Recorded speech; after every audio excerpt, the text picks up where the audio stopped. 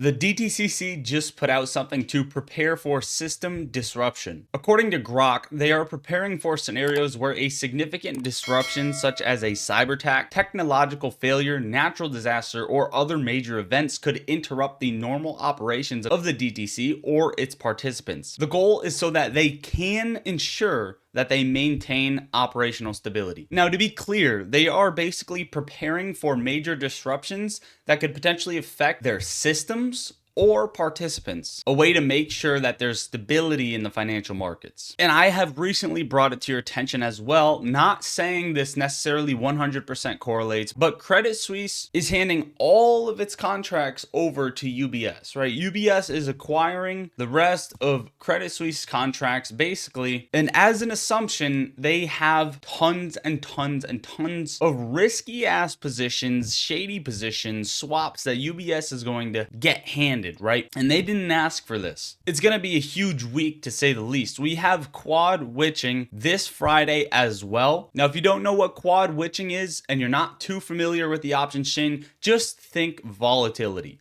Just think volatility. Speaking of quad witching, I want to give a message to people who actually know what that is, where all of these options, different types of contracts are expiring on the same day. I want to give you this message, right? This market has been great for market makers because there are retail traders that are taking over leveraged positions every single day, using leverage in general, right, on crypto in the markets. And we see liquidations happening left and right because traders over leverage at the top, waiting for a bull run, and then traders over leverage at the bottom, waiting for a bear run, right? Or a massive crash or something along the lines of that. And market makers right now have been pocketing tons and tons of money in this market. And I think this can go on for longer. And the reason being is because retail traders aren't stopping.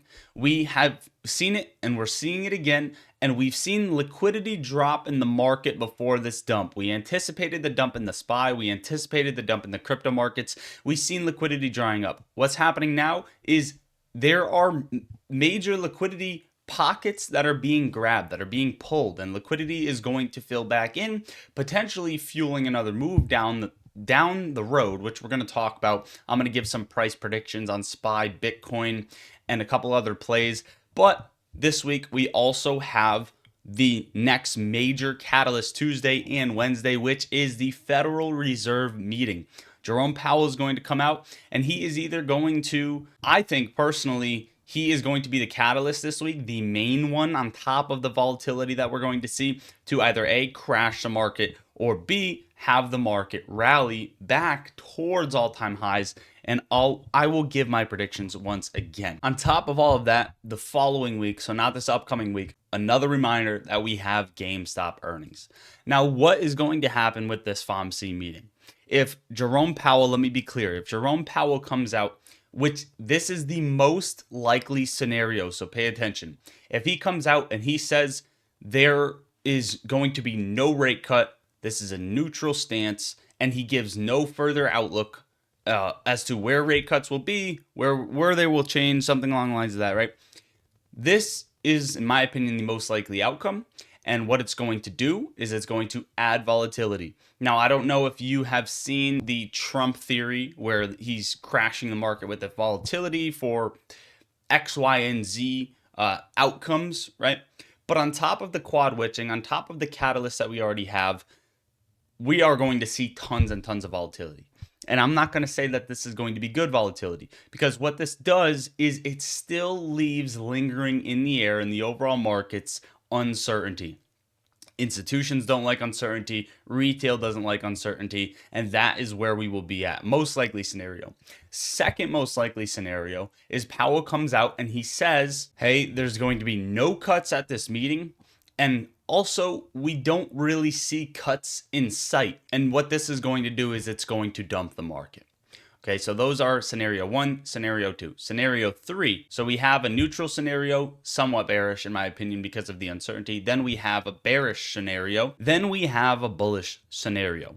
And I think all three can happen, but I've given you the likelihood. The scenario 3 is he comes out and he says, there's no cuts. Again, I assume there's not going to be a cut or a hike, right? He comes out neutral and he says there's no cut, there's no hike, but we could possibly start seeing cuts by as early as June. What this is going to do, this is going to likely pump the markets. Now, before I show you the charts, we also got averted away from the government shutdown, so that is off the table. And we saw a rally on Friday up 2%, 2.07% on the SPY, 562.81 close on the SPY. Now, this was a decent move on Friday. Some uncertainties cleared up. Yes, there are still tariffs in April that are coming into effect early April, and there are still major uncertainties. And I did say that even to pay attention to the SPY, we do want to close above 563.50, and you can see that is at the top of this trend line. To give you a closer look, this is the 1 hour chart. The SPY came right at it and is hugging it right now. If the SPY decides that it wants to trade above, you have key levels to watch: 563.50, 570, and then ultimately 575 plus. I personally don't believe that the market is going to at any point get back above 585, even if we get a major relief bounce. That will cause us to crash even further. Again, if things come out very bullish, no one can predict these markets, but what they can do is what I'm going to do and give you the most likely scenarios. Again, bullish case scenario, we see cuts in June, markets pump. Okay, they do get past 585. Bearish scenario, no cuts, no hikes, but we don't see any cuts anytime soon or in sight at all. Crash. Right, 537 on the markets, 537. Now, to show you the weekly chart, I want to point something out. We don't have heavy support until we get down to about 522 on the SPY. And that is very possible, because from all-time highs, now remember, we got a picture perfect 10% correction. From all-time highs, that's only about a 14.5% correction, almost 15% correction. Following that, our next major support is basically around 500 to 510, right? And then all the way down to 483.50. And even then, that would be a 21% drop, officially putting us in a bear market. Well, lottery stocks, what can we watch out for? From a technical standpoint, right? Let me grab path right here for you, right?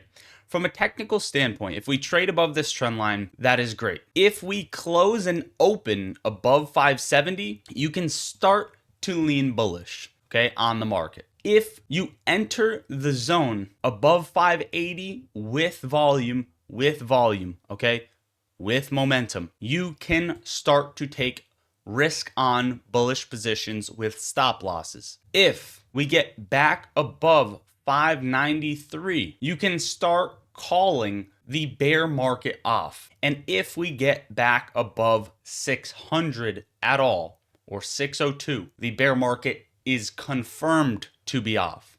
Okay? These are the levels to watch, and that is what I'm telling you right now. If SPY comes back beneath this trend line, nothing has changed. If we come back beneath 555 without volume, watch for a bounce at 552. If we come beneath 555 with volume, watch for us to crack support at 550, which would then take you down to 535 to 537. These are the simple things to pay attention to, and this week is going to bring it to you. As far as Bitcoin goes, I'm going to give you the levels as well. Same thing. Bitcoin's very interesting. The time frame that we have, first of all, I want to state this really quick. If the market goes bullish, if we get a bullish Fed, then April 14th and November 10th of this year are technically the two last moments for Bitcoin to hit an all-time high. And I think it would be the April one. And the only reason I say that is because the only reason it has a second shot is because the recent cycle made two relative highs. Okay, one of them was in April, one of them was in November. Pretty simple. 833 days into the cycle is when Bitcoin made its high both times. We aren't there just yet, but we are very close. That is April 14th, meaning we would technically see a bullish market from here for Bitcoin. However, the time frame Bitcoin has spent below this green line, okay, before ripping into a all-time high into a bull market, right, is 700 days, both cycles. The time frame that we're in right now, we are at almost 800 days already where Bitcoin is trading below this green line. What does that tell us? That not only tells us, one, we saw diminishing returns from the previous two cycles for Bitcoin, but we could have seen that diminishing return trend continue to where Bitcoin does not have power to make another all-time high, put very simply. Okay, now what this looks like for Bitcoin, I'll give the scenarios very simply, is if Bitcoin breaks back above 93,500 and closes above that, then you can start to be bullish on Bitcoin, and you're likely to see, just over 120. 120 on Bitcoin. You could possibly see 136 at most. Now, if that does not happen, okay, Bitcoin is likely to come down at least to the 73K mark, 72, 73K, right? If the market is in an all-out panic mode, VIX is rising, watch 54K on Bitcoin. But ultimately, if we do still want to make a high in June and we get this sell-off, this is what's important. If we get this sell-off, okay, down to 72K or 54, or even that mid support at 66, right? 66 is possible. You're not going to see that 136, okay? This won't happen. You're likely to see 116, put very simply. If we get down here, you could see the run to 116, and that would be it for the cycle. That is, put very simply. I also want to state, yes, the market did get a dead cat bounce today. Things are due for a bounce. Ethereum is part of the cycle, got a bounce here. Same thing, got a bounce here. And same thing, we are in this part of the cycle. Things are due for a bounce, no doubt about it. Okay, so if these things get a longer standard bounce here, now given these cycles aren't the same, right? We're in sort of a market correction and potential crash. Okay, so these cycles are different. Whenever people are telling you it's the same, it's not the same. They are different. These don't necessarily have to happen. We could bleed off even further. I mean, the fact that Ethereum isn't getting the buying pressure that it should be getting sub 2,000 is very alarming, especially for altcoins as well. I also do want to state, if we do go in a bull market, now this is just kind of a broader prediction, bold prediction, right? If we do get into a broader bull market for the rest of the year, I do expect a crash coming in 2026, because I just don't think that they can hold this up. And it's just, there's no reason for it to be held up, especially at the overvaluations that it's at. So if we somehow recapture highs, I'm just anticipating a crash for 2026. That goes along with several other things, several other reasons, right? GameStop now trading above this mid line of this parallel channel, sort of moving with the SPY. Again, we're not seeing anything crazy just yet, but we have lots of catalysts, lots of tinfoil coming forward for GameStop. And if things are rallying into April 14th, making all-time highs, shorts are getting squeezed out of this market, and that's going to bring us right into the April 20th zone for GameStop for that next potential major catalyst between March 25th, April 20th, right? AMC, stagnant, did close above $3, not a good look. But I would not be letting go of AMC personally. Nothing I say is financial advice. I'm not a financial advisor. I think this thing is way too oversold. It's due for something. And again, we're waiting for those gap ups. Now, Tesla still has 40% more downside even after tumbling 50% according to Wells Fargo. If we look at Tesla, it actually decided to crash off a cliff from all-time highs. Whoever bought at almost 500 lost so much money. It's down sub 250. But I do want to state, Tesla did hold its first major support. And I think this could be a bottom on Tesla. We actually called out 220 as the bottom on Tesla because we've seen tons of volume on the bottom for Tesla. And if we look historically, whenever that volume picks up on the downtrend, that marks where buyers are super aggressive at that range. It's likely the bottom for Tesla. Now, that's not to say we get a relief bounce and don't retest beneath it depending on market conditions, but as of right now, Tesla looks good. Nvidia has a meeting this week as well, so pay attention closely to Nvidia. We actually did get a lot of volume on this week, as well as we sold all the way down here and bought back up above that 117 range. So that's pretty good for Nvidia. If we do scale higher, watch for a rejection around 131 to 133.50. Any confirmation, we need to break back below 103. Overall, guys, that is what I got for you for today's video. Hopefully you enjoyed watching or found value out of the video. Make sure to enjoy your weekend. Happy Saturday to all you guys. Make sure to join my Discord server. It's the top link in the description. If you've been watching my videos but aren't in the Discord server, guys, get in here. We talk stocks and crypto all day long. I'm going to be posting some trade setups to start the week. And if you've been losing money, this is the place to go. Get in the Discord, turn yourself around, level up your trading, level up your journey, and talk with the most amazing people. There are no bad questions. So if you want to get in and ask questions, doesn't matter how dumb you think the questions are or how complex you think the questions are. Everybody in there has good vibes. They will help you out. They will answer you. We also have tons and tons beneficial things in there. Beneficial channels such as dark pool trade alerts, insider trade alerts, market news, analyst upgrades, high success trade flow, and more alongside those as well. The second link in the description is for Moomoo, where you can get up to 30 free stocks, each valued up to $2,000 per stock, and then earn 8.1% APY on your uninvested cash. So if you don't have Moomoo yet, or your friends or family don't yet, press that link, have them sign up and make a deposit into their account, and they will start getting free stocks from there.